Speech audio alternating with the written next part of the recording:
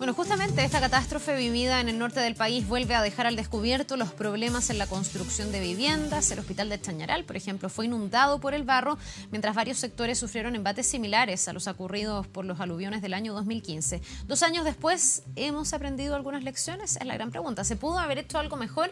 Vamos a conversar sobre este tema. Está con nosotros el geógrafo de la Universidad de Chile, Hugo Romero. Hugo, bienvenido. Muchísimas gracias por estar con nosotros. Gracias por la invitación. Bien, la pregunta que yo creo todo el mundo se ha hecho es si se pudo prevenir de mejor manera. Ya teníamos el antecedente de los aluviones del 2015. ¿Qué pasó? Que esta vez terminamos nuevamente con algunos sectores inundados otra vez y con familias que otra vez lo han perdido todo. Bueno, yo creo que hay 2 fases de prevención. Una que tiene que ver con la planificación de las ciudades, principalmente con la instalación de los asentamientos humanos y la manera que efectivamente hemos sacado lecciones, no solo de este evento que ocurrió con anterioridad al 2015, sino de muchos eventos que han ocurrido en la historia pluviométrica y de aluviones de estos sectores del país.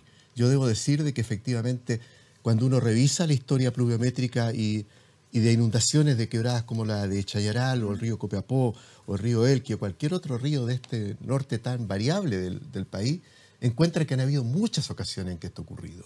Por lo tanto, no es solamente que comparemos con el 2015, ¿no? Si realmente uno se remonta desde que hay datos tanto cualitativos como cuantitativos, han habido en el país más de 270 aluviones que han afectado principalmente al norte chico y Chile central. Por lo tanto, tenemos una historia muy importante que considerar. Esa historia debiera ya a esta altura evitar la construcción e instalación de asentamientos poblados. Es interesante este punto en lugares de vista, recurrentes. Hugo, porque muchas veces y en, digamos, los años más recientes se ha dicho es que aquí estamos ante un fenómeno muy complejo como el cambio climático. Aquí la naturaleza finalmente está causando estragos que no somos capaces de prever. Y usted me dice, no, esto ha pasado con cierta regularidad cada cierto tiempo. No podríamos entonces culpar de todo al cambio climático y pensar que estamos hoy día en un escenario completamente distinto a los anteriores. Yo sería absolutamente cuidadoso con ese tipo de explicaciones, ¿no? Porque desde luego lo que estamos hablando, o sea, estamos hablando de fenómenos sobre los cuales hay antecedentes históricos de hace aproximadamente 200 años. Pero si uno se remonta a los antecedentes geomorfológicos, es decir, a la ocurrencia de aluviones, a la construcción de conos y activación de quebradas, es probable que se remonte varios miles de años. Por lo tanto, estos 200 aluviones que yo estoy haciendo referencia probablemente se multiplican por muchos más. Entonces, la lectura del paisaje y la comprensión de los cambios hace que efectivamente no debamos estar pensando solamente en el cambio climático contemporáneo. La variabilidad del clima en las zonas como el norte chico es la constante. La incertidumbre es lo permanente. Y creo que en este sentido nosotros tendemos a olvidar todos estos eventos, especialmente porque durante los últimos 10 años hemos tenido una sequía muy prolongada. Claro. Y esa sequía ha hecho que las personas vean que las quebradas están secas, que los ríos no escurre agua, hay también extracciones de agua que han influido en esto. Entonces se puede formar una cultura local y una percepción de que efectivamente ya no va a llover nunca más. ¿Y usted eso está constata desmentido eso? cabalmente. Porque si se empieza a instalar esa idea, como que en el norte no llueve, yo me imagino que se puede empezar a construir también pensando en que en el norte no llueve. Y el día que llueve, como ha llovido, vemos estas consecuencias. ¿Se ha construido mal? ¿Son zonas las que están afectadas en Coquimbo, en Atacama, que a lo mejor no han previsto este tipo de situaciones y estos desastres naturales? Ese es el tema principal. Efectivamente, no hay nada antinatural en lo ocurrido. Llueve en la cordillera, otra cosa importante, no sabemos cuánto ni cómo llueve en la cordillera.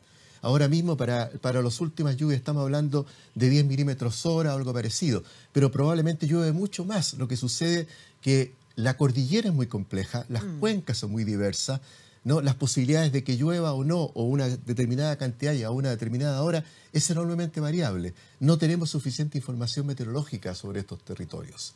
Entonces también no sabemos exactamente, no estamos en condiciones de poder alertar con certeza a la población la hora, la cantidad, la magnitud de lo que va a ocurrir. Y eso también debe mejorarse sustancialmente.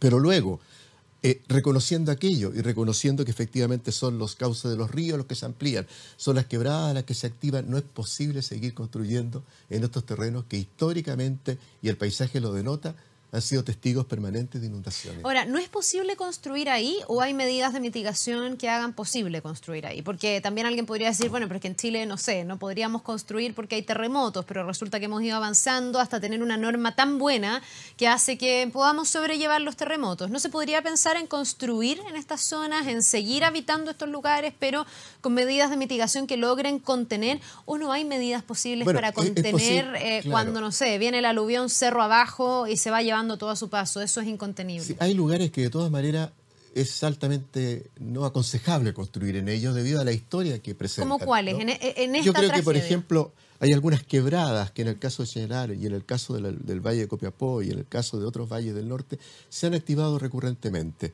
Lo que sucede es que no siempre son las mismas, ni tampoco siempre ocurre el mismo tipo de inundación. Entonces eso hace que probablemente la información sea un poco azarosa, un poco errática, ¿no? Pero efectivamente la investigación tiene que asumir este compromiso, la investigación académica, por ejemplo, tiene que asumir este compromiso de poder dilucidar estos enigmas que todavía permanecen, entre otras cosas por la complejidad de nuestro relieve, por la topografía en la cual están instaladas nuestras ciudades, por la presencia de las cordilleras, por la presencia de muchos conos activos y una serie de situaciones que hacen que efectivamente estemos en un terreno y en una amenaza natural permanente.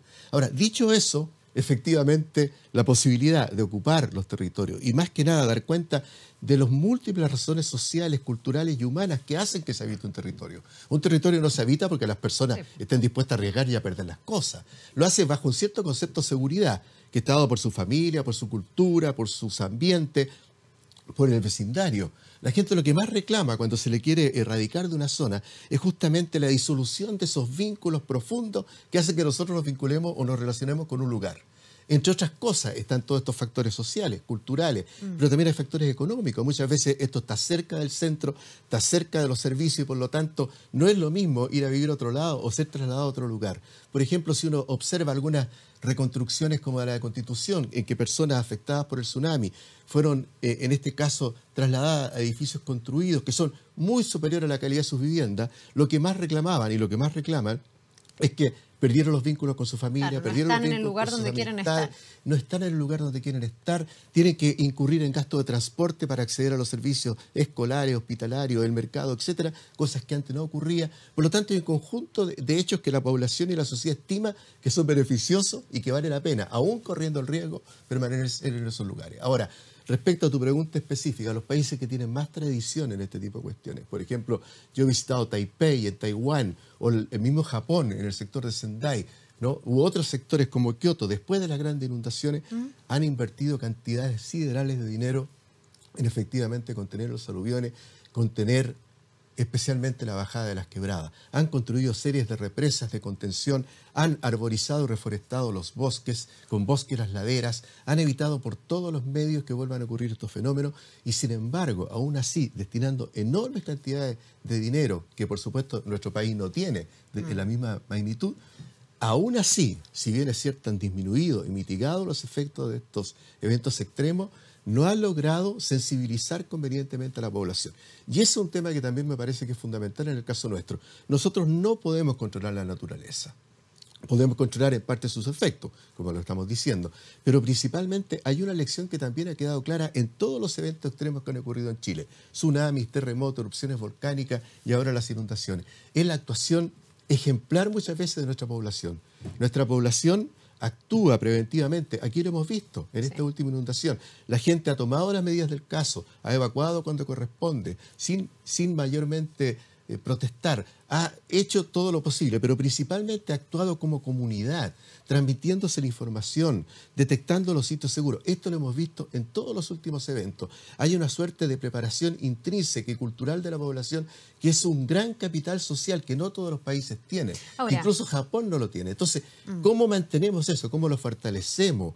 ¿Cómo lo organizamos? ¿Cómo hacemos que las unidades vecinales sean realmente el principal foco de preocupación? es algo muy Es importante que eso que le no iba a hemos tenido en preguntar. cuenta. Tenemos ese capital, pero la pregunta es cómo aprovechar ese capital y cómo conciliar todas estas cosas, porque por un lado también el Estado debe proteger a las personas de eventualidades como esta en la medida que pueda hacerlo. Usted me dice, las medidas de mitigación son súper caras, a lo mejor aquí pasa por planificar mejor las ciudades y a lo mejor los planos que, no sé, antes no consideraban tanto las zonas inundables en los casos donde se produjo tsunami después del terremoto del 2010, hoy día sí se han demarcado bien las zonas inundables y se está tomando en cuenta, por ejemplo, para seguir construyendo en esas ciudades. ¿Qué se debiese hacer mejor de aquí en adelante para que esto no se repita, no sé, en 1, en 2, en 5 años más Yo pienso o cuando que sea? claro, que para el país es absolutamente obligado la situación de ordenamiento del territorio. O sea, este es un tema que nosotros hemos soslayado por diferentes razones, pero llega un momento que efectivamente nuestros mapas de riesgos tienen que ser respetados, muy bien construidos. Por supuesto, la población los tiene que conocer, porque también hemos visto durante los últimos eventos que no obstante las alertas que se puedan emitir, no, la población no está necesariamente en condiciones de interpretarlas adecuadamente. ¿No? Una alerta amarilla. ¿Qué significa exactamente para la comunidad X en la quebrada de Chañaral? ¿No? ¿Cuál es la situación que tendría que emprender? ¿A dónde se debiera dirigir? ¿Qué medidas debiera adoptar? Todo ese tipo de cuestiones que tienen que ver estrictamente con cada comunidad en específico es algo en lo cual seguramente hemos avanzado poco y que tenemos que hacer. Pero la ordenación del territorio y efectivamente evitar la reconstrucción en sitios que probablemente son riesgosos no es algo conveniente. Y desde luego que cómo vamos a compensar todos estos factores sociales, culturales, económicos, que hacen que la población opte por vivir en esos lugares, se transforme en un gran desafío para todos. También nos falta conocimiento, nos falta investigación, nos falta, por ejemplo, conocer con mucha mayor precisión el comportamiento de las lluvias en la cordillera. Nos falta instalaciones convenientes y, por supuesto, más recursos para el conocimiento. El conocimiento tiene que anticipar la toma de decisiones.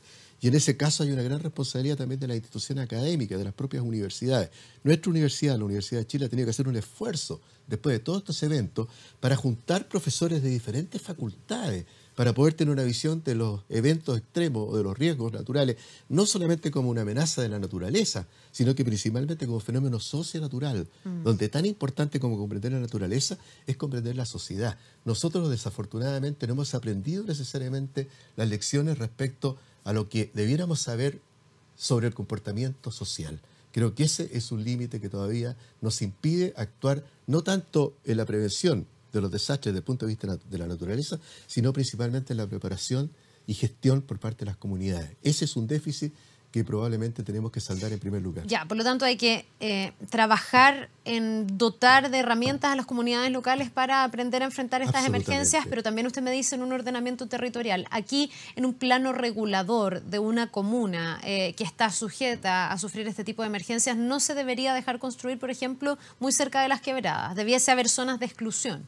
Porque una cosa son las personas que ya están ahí, donde ahí el conflicto es mayor por lo que estamos hablando de los nexos, porque ya se desarrolla ahí un vínculo afectivo con la tierra, con la gente, con la vida cotidiana que uno lleva. Pero de acá al futuro, a lo mejor sí habría que empezar a introducir prohibiciones en zonas de exclusión, etcétera.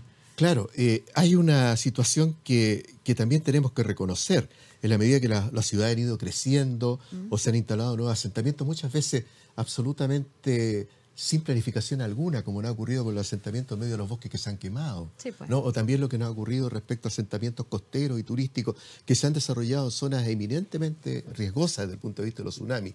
Entonces tenemos una serie y un conjunto de situaciones que nos están afectando demasiado regularmente, ¿no? El país realmente, si uno piensa solamente en la década del 2010, ¿no? El país ha sido afectado por una serie de desastres que hacen que las pérdidas que hemos tenido que enfrentar probablemente alcancen, si consideramos el tsunami del 2010, si consideramos las erupciones volcánicas posteriores, las inundaciones del 2015, las de ahora, los terremotos y todo lo que nos han afectado, estamos hablando de cifras siderales. Estamos hablando probablemente, no sé, cerca de 40.000 millones de dólares, o sea, prácticamente siete reformas tributarias. Entonces, no puede ser que el país esté permanentemente perdiendo su capital, tanto natural como social y económico, por estos hechos. Efectivamente necesitamos pasar una etapa de prevención muy clara, y esa etapa de prevención pasa por la planificación territorial y muy especialmente por la ordenación del territorio, que es algo que hasta ahora no hemos negado a hacer. Sí. Afortunadamente en este momento hay una propuesta del gobierno para instaurar la política nacional de ordenación del territorio. Durante los próximos días comenzarán las reuniones que examinarán las propuestas, pero seguramente esta es una urgencia fundamental. Por otro lado, tú también mencionabas el caso de los planos reguladores comunales. Primero, muchos de ellos son tan antiguos que no tuvieron estudios de riesgos. Claro. Y por otro lado, hay muchas comunas en Chile que no los poseen o no los tienen actualizados, como ha sido la discusión respecto a Estación Central o a otras comunas en el pasado reciente. O sea, efectivamente, nos falta hacer carne mucho más activa Claro, de lo que es la planificación y tenemos territorial. lugares también donde hay situaciones irregulares, donde tenemos poblados prácticamente completos, donde la gente va y se pone a vivir ahí sin contar con los permisos, sin tener los títulos, digamos, de dominio de ese lugar. Eso también es otra cosa que hay que ver, porque generalmente son zonas que significan algún tipo de riesgo. Sin duda, yo creo cerca de quebradas, cerca de lugares Sí. peligrosos, cerca de zonas Sí, inundables. lo que llama un poco la atención es que seguimos siempre lamentándonos casi de lo mismo. Esto pasa a ser una historia muy repetida y una tonada bastante incluso diría cansativa, ¿no? Efectivamente, lo que debiéramos a esta altura estar demostrando, hay algunos ejemplos, sin duda. El ministro de Obras Públicas insistió en este último evento de que han habido obras de mitigación, construcción de piscinas de decantación que han sido efectivas. Ojalá si fuera, ojalá podamos efectivamente evaluar cada una de estas intervenciones. Es posible que eso esté ocurriendo. Seguramente es un porcentaje mínimo respecto a lo que debiéramos estar destinando. Japón destina el 1% del Producto Interno Bruto, que es muchas veces superior al de Chile, a estas obras de mitigación y de construcción preventiva, ¿no? Entonces, lógicamente, ahí tenemos también una cosa muy importante. Pero también yo creo que en cada uno de estos casos aflora otra realidad que es muy palpable en las imágenes, por ejemplo, o al visitar la zona. Es la pobreza prevaleciente en nuestros asentamientos poblados. O sea, cuando estamos hablando de desastre, usualmente estamos hablando de un desastre que afecta claramente a los sectores más vulnerables, socialmente más deprimidos, a las viviendas más precarias, a los sitios mal construidos, a las habilitaciones urbanas poco establecidas. Entonces, también tenemos que ser cuidadosos en el sentido de que tenemos una responsabilidad social y, como decías tú, de parte del Estado, esencialmente, pero de la sociedad completa, para generar los recursos y las condiciones para resolver de una vez por toda esta situación. De otra manera, seguimos un poco aprisionados en esta constante que ahora empezamos a achacar en todas las ocasiones el cambio climático, cosa que sería muy difícil de probar, pero por otro lado eludimos la responsabilidad social de fondo. La responsabilidad social de fondo es que vivimos en un país vulnerable, en un país con un conjunto significativo de amenazas naturales y con un capital humano y una población y una sociedad que han demostrado valor, que han demostrado entereza, que han demostrado una gran voluntad de reconstrucción, que pasado inmediatamente el evento todas las familias se vuelcan a limpiar sus viviendas. Es un ejemplo notable de compromiso social.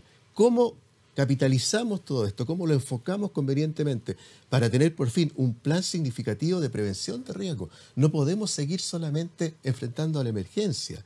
Tenemos que tener absolutamente preparada nuestra población, preparado nuestro territorio, nuestros servicios públicos críticos instalados en sitios seguros. No es primera vez, ya supimos que la cárcel de Iquique hubo que evacuarla por el maremoto, ahora hemos visto que el hospital de Chañaral ha sido inundado. Tenemos una serie de ejemplos que indica claramente que no hemos sido suficientemente cuidadosos por un lado y por otro lado que no estamos conscientes de lo que hagamos hoy día en nuestras ciudades, las ampliaciones urbanas que tú mencionabas, la extensión de las ciudades, el tipo de construcción, etcétera, tienen que ser hechos con un sentido en que ya no podemos prescindir de los factores naturales. Y eso hasta ahora ha sido prácticamente un olvido. Entonces tenemos que darnos cuenta de que estamos en presencia de eventos extremos, que hay una acentuación de su ocurrencia, no solamente las inundaciones, sí que debemos decir que hasta 2 años atrás la principal queja era la mega sequía, ¿no? Y que por supuesto los mismos embalses que hoy día están colapsando, están con riesgo de colapso, hasta 2 años atrás estaban completamente vacíos. Sí. Entonces, esta noción de incertidumbre, esta noción absoluta de variabilidad es lo que tenemos que incorporar en nuestra cultura, en nuestra educación y en nuestra sociedad. Por otro lado, fíjate que Chile probablemente hemos tenido, y las próximas horas vamos a tener ondas de frío. Las ondas de frío también son muy letales para la población, pero no olvidemos que en enero de este año hemos tenido la más importante onda de calor jamás registrada en Chile central, a la cual están asociadas también los fenómenos de incendio. Entonces, la verdad es que si hacemos una suma y nos remontamos en la historia, nuestro país es un país de riesgos, es un país de incertidumbre, pero al mismo tiempo es un país que ha demostrado una y otra vez la capacidad para ponerse de pie y reorganizarse. Lo ideal sería que esa reorganización y esa reconstrucción fuera aprendiendo de las lecciones acumuladas, pero principalmente asumiendo una responsabilidad social, que no solamente va de mano del gobierno, va de mano de la sociedad en su conjunto, de los medios y principalmente de la educación.